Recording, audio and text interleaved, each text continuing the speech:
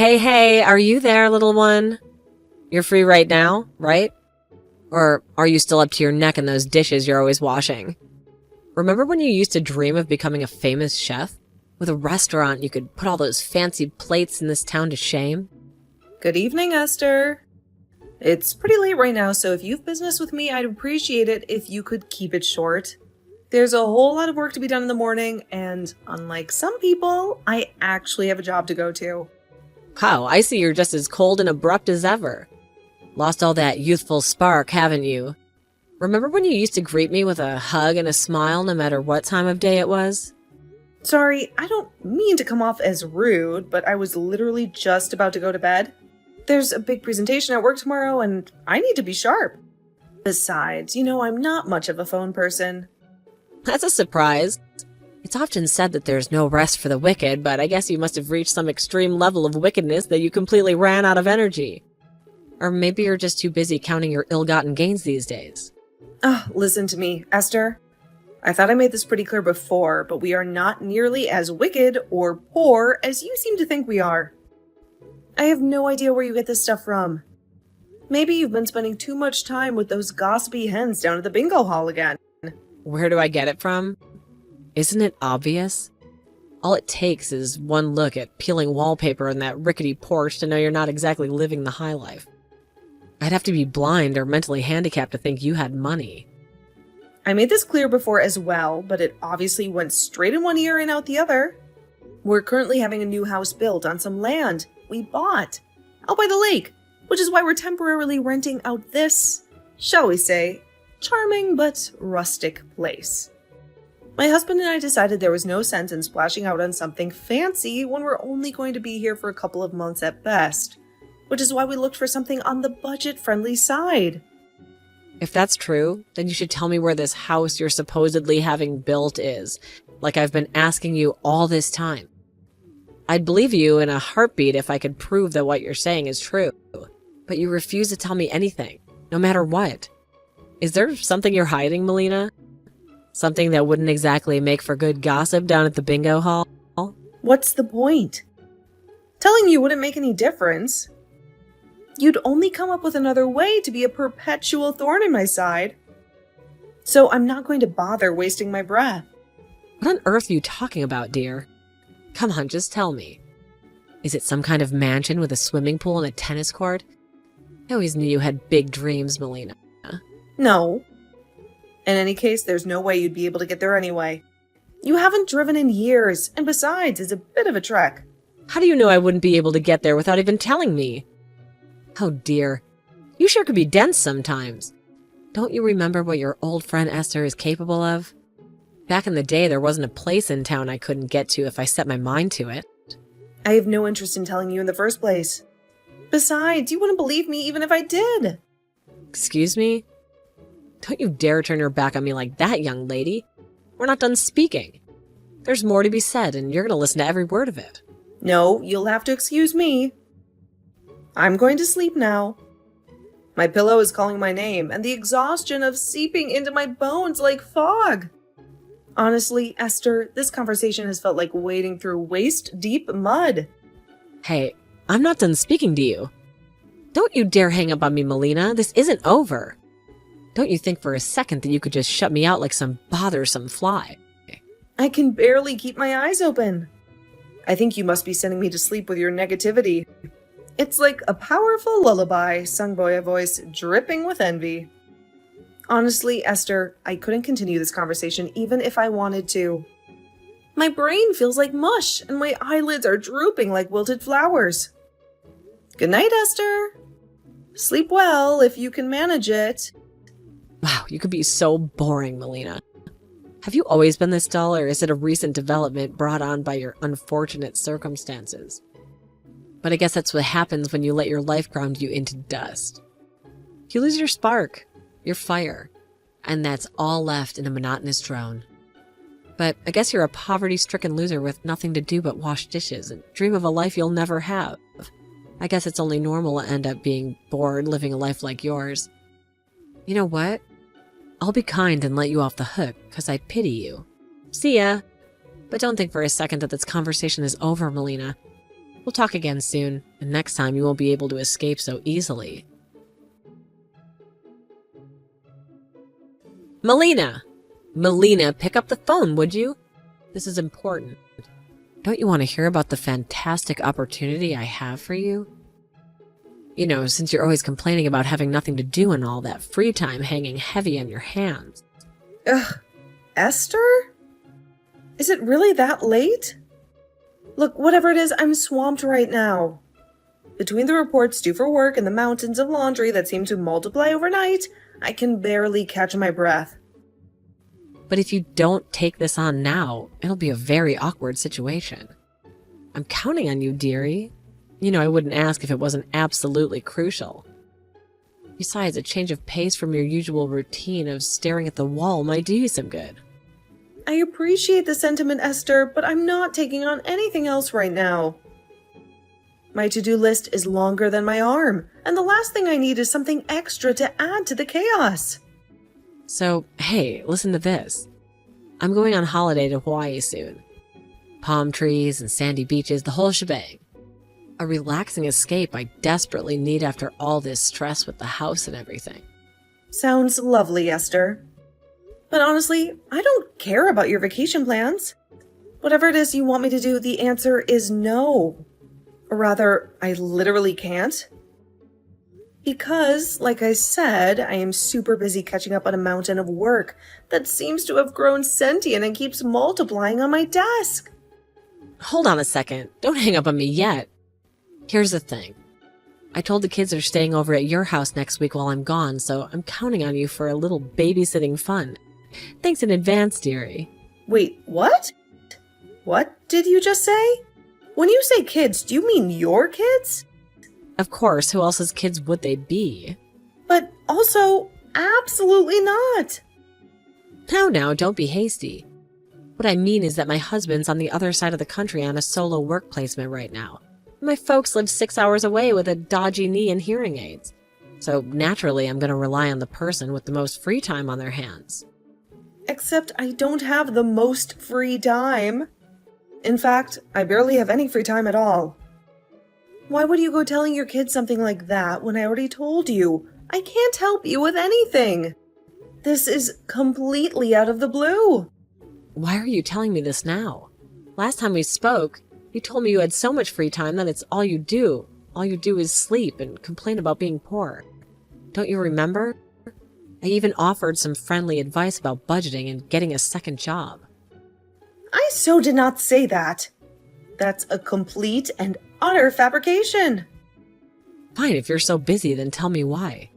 What exactly are you doing? Filling out endless applications for those minimum wage jobs you keep complaining about? I bet you won't tell me because it's secretly a big steaming pile of bull you came up with to get me off your back, right? I could read you like a book, Melina. Actually, Esther, as unbelievable as it may seem to you, I'm on holiday in the Maldives right now. Excuse me? The Maldives? You? Yep, a family holiday. Even if you were dumb enough to take your kids to our house, they wouldn't be able to stay there because we're not even in the country. So good luck finding someone else to take care of them, Esther. Maybe you can try calling a daycare or something? Because this time, you're on your own. I get it. There's a spa resort called the Maldives, right? In the next city? I can't believe that going to some cheap spa resort constitutes being in another country for you. You must be even poorer than I thought. Wrong! If you're only in the next city, I see absolutely no reason at all why my boys can't stay with you. No, like I just told you, you're wrong. Anyway, enough of this idle chit-chat, my darling. Angels will be arriving soon, shortly at your place. No, I'm in the real Maldives. The tropical islands in the Indian Ocean. Not some freaking spa resort. You better hurry up and start driving home. No. I'm being serious here, Esther. I'm in the Maldives, the country. How many times do I have to say it? I promise you, there isn't going to be anyone there when they arrive. Hey, Hannah, I am sorry to bug you like this. It's still morning for you there, right? Oh, hey there, Melina. I'm surprised you're messaging me already when I only just waved you guys goodbye the other day. How's my favorite next-door neighbor doing? You and your family must be in the Maldives by now, right? How's it going? Is it as lush as it looked in the pictures you showed me? Yes, we arrived. Thanks. I'm pleased to hear it. I hate to have to ask you this, and I promise I wouldn't be contacting you if there was any other way. But there is something of utmost urgency I need you to do for me. Oh, what is it, sweetie? Is everything all right? Esther's kids outside my house? Huh? Esther? Oh, you mean that annoying mom notorious for pulling that daycare trick? Yes. Hold on a second. I'll head out and take a look. Melina, Esther's kids were outside your house. Apparently, they just got there when I went out to check. Wow, so she actually sent them? I can't believe it. Don't worry, it's fine. I took them into my house for the time being. They're drinking soda and watching cartoons on the sofa. Thanks. I'm so sorry to trouble you like this. It's fine. Really, it's not like you could do anything from the other side of the world. What are you going to do next? Don't worry. Everything's fine here. My husband's friends with Esther's husband, so I'm pretty sure we'll be able to figure something out. Oh, really? Oh, I can't tell you how relieved I am to hear that. I can't thank you enough for this. Hannah, seriously, you're the best. If, by any chance, did Esther make you the target of that awful daycare trick of hers? For some reason, she seems to think the fact that me and my husband aren't filthy, stinking rich somehow makes us poverty-stricken, scrap-heap dwellers. Don't ask me how, but it seems like she convinced herself that I'm so poor that I couldn't possibly have any duties or responsibilities. Which, in her mind, naturally makes me the perfect candidate to look after her brats on a moment's notice. Did you tell her you're currently having a new house built? I did tell her, but she's convinced I'm lying because I didn't want to tell her the address. So we're kind of at a stalemate. Right, I see you have a point. If she got wind of your new address, I get the feeling she'd do a 180 and convince herself you and your husband were loaded and constantly pestering you for cash. I know, right? In any case, leave the kids to me. Luckily, it's my husband's day off, and he just messaged Esther's husband. Thanks so much, Hannah. You really are a star. I'll keep you updated as soon as I know anything. You will too. Please, I'm counting on you. Thank you so much. Esther, apparently Hannah, my next door neighbor, is watching your kids at her place. She told me her husband messaged you, so I'd appreciate it if you could keep all contact regarding this whole situation between you guys and not message me any further. I wouldn't understand what was going on anyway because, like I said before, I'm in the Maldives. Esther, my messages are on red, so I expect you to see this one too. It would appear that your husband is ignoring Hannah's husband's messages, but I really think it'd be the best for everyone if you got back to him ASAP and got this whole situation resolved. She tells me there's a huge fuss going on over there right now due to all the things they found out about you after you dumped your kids on her and jetted off to Hawaii. The longer you let this ridiculous farce go on, the worse the consequences will be.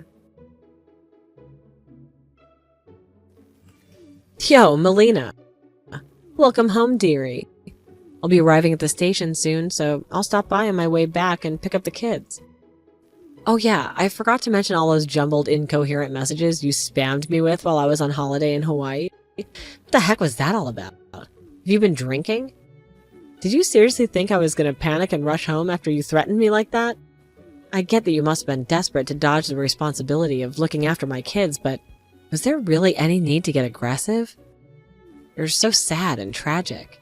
You'll be pleased to know I enjoyed Hawaii to the fullest for an entire week, just as planned.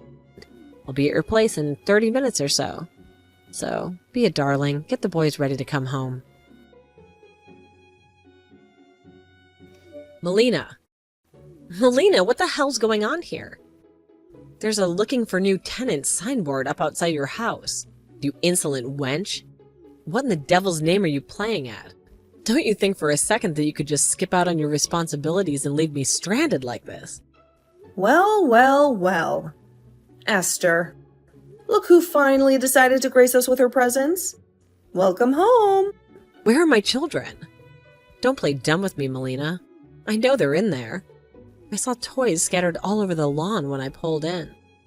I'm sure you could tell from looking at the place, but they're not here, Esther.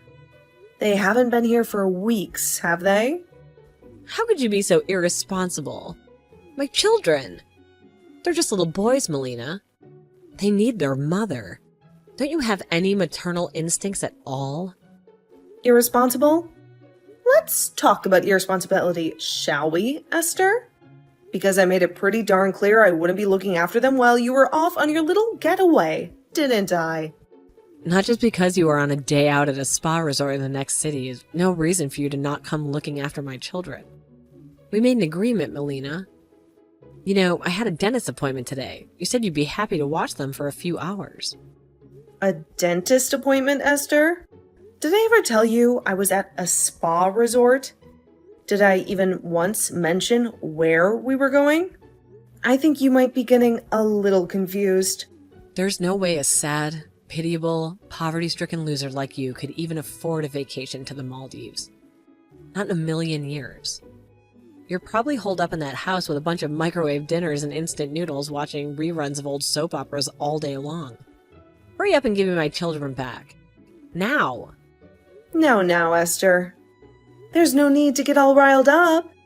Besides, the insults are getting a little tiresome, don't you think? You might want to try a different tactic if you want to get any answers out of me. I don't have time for your games, Melina. Those are my children in there, and I won't leave until I see them safe and sound. Actually, Esther, your children were never here. I suggest you ask your husband about where the kids are. Perhaps he has a better idea of their whereabouts than I do. Excuse me? I already told you that my Harry is living on the other side of the country for a work placement right now. There's no way he could have them. Good grief, Esther! If you take a good look at the messages you ignored while you were enjoying your little holiday in Hawaii, you'll probably get a good idea of the mess you're in. Mess? What are you talking about? Hawaii? I haven't been to Hawaii. What is this nonsense? Mess is definitely the right word, Esther. If your husband's away, who did you go to Hawaii with? Don't you think you owe Harry a little explanation? Huh? Let me guess. Is it someone you'd be in heaps of trouble for if your husband found out? It is, isn't it, Esther? That's why you've been sequentially dumping your kids on practically everyone you know for the last few months, isn't it, Esther? So you two could meet up without anyone finding out. What? No, that's not true at all. All right, great. In that case, how about you message Harry and see if he can tell you what's going on with the kids? Really? Wait, are you saying my husband has the boys? He does, as far as I last heard. What comes next is for you guys to work out between the two of you. So I'm hereby officially dropping out of this absurd situation. My work here is done. I'm washing my hands with you. Good luck and goodbye. Melina, where the hell did you run off to? I've been calling you non-stop, leaving messages, practically camped out at your doorstep just to get a hold of you. Give me the address of your new house at once, huh? My life is a flaming dumpster fire right now. It's all your damn fault. Whoa. Slow down there, Esther. Take a breath. Last I checked, we weren't exactly on speaking terms, so the hostility is a bit much, wouldn't you say? Don't play innocent with me, Melina. My husband divorced me because you couldn't keep your goddamn mouth shut. And look after my boys like I asked. You had one job. Now, hold on a second. Let's rewind a bit, shall we? Because, as I recall, looking after your boys was never part of the deal. In fact, I specifically remember making that abundantly clear. Perhaps you were a little too busy basking in the Hawaiian sunshine to remember those pesky details. Don't you dare bring that up. Because of you, Harry found out about the affair, and now his lawyer's demanding I pay an arm and a leg in compensation. He took custody of our boys, too. My life is being turned upside down, and it's all your damn fault. An affair, you say? Interesting. Because as far as I know, the only affair happening was the one between you and your little tropical getaway. And speaking of getaways, isn't that why you were so desperate to pawn your kids off on me in the first place? I knew that I'd never be able to sleep again unless I let you know how furious I am with you directly at your wretched, ugly face. So I waited outside the entrance of the school your kid was supposed to be going to for almost 4 months, just so I could ambush him and make him tell me where you live. What the hell's going on? Explain yourself now. Oh my god, you waited for Henny? The poor kid hasn't even started school yet. Actually, you know what? Screw it. I'm probably never going to see you again, so I may as well tell you our new house is not even in the US. Huh? What? Why would you move abroad? We originally planned to move abroad due to my husband's work circumstances. And we figured it'd make the most sense to time it with little Henny moving up to elementary school to minimize the burden on him. But my husband's work transfer got delayed by an entire year, giving us a huge amount of time to plan, so we figured, why not have a house built while we waited? Honestly, Esther, it feels like a lifetime ago that we were wrangling toddlers in the kindergarten pickup line. Our recent trip to the Maldives wasn't strictly justification, you see. It was actually part of a much bigger adventure. We stopped off there on the way to a different country, which will not be named for privacy reasons, to take our first look at our brand new house in person. It's everything we ever dreamed of and more. A fresh start in a beautiful new place. And why didn't you tell me any of this? I had the right to know, at least as a courtesy. We weren't exactly best friends, but our kids were in the same class for a year. Surely that counts for something. On what planet do you have a right to know any of my private business, Esther? Let's be honest for a second, shall we? We never really spoke beyond the occasional awkward exchange at school pickup. You might consider yourself an acquaintance, but as far as I'm concerned, you were a neighbor I barely knew. Besides, the details of my life are for my close friends and family, not someone who consistently tried to pawn their kids off on me whenever they felt like jetting off on a whim. You're horrible. You could have at least given me a heads up. Now my life is crumbling around me, and you're standing there sipping coffee like it has nothing to do with you. I don't need to hear lectures on morality from you, Esther. Remember that little Hawaii incident? Where you lied about a dentist appointment and dumped your kids on me for the weekend. Not exactly the actions of a saint, are they? Do you have any idea how desperate my situation is right now? My husband divorced me and took the boys. He found out about the little vacation I took, and now he wants half of everything. Not only that, but my secret boyfriend dumped me too. Turns out his wife found out about us, and now she wants to share his assets too. He kicked me out of the house the moment the news broke. He even got disowned by my own parents. My own parents, Melina. Do you have any idea how that feels? Not my problem. Please, how could you be so cold? What am I supposed to do now? I feel so utterly hopeless. I'm homeless and broken alone. Actually, there is something kind of funny about this whole situation. Isn't it ironic, Esther? You spent all this time trying to avoid responsibility for your own actions, and now it's all come crashing down around you. Huh? Sorry, Pumpkin, but since this has absolutely nothing to do with me, I'm off to enjoy the rest of my beautiful morning.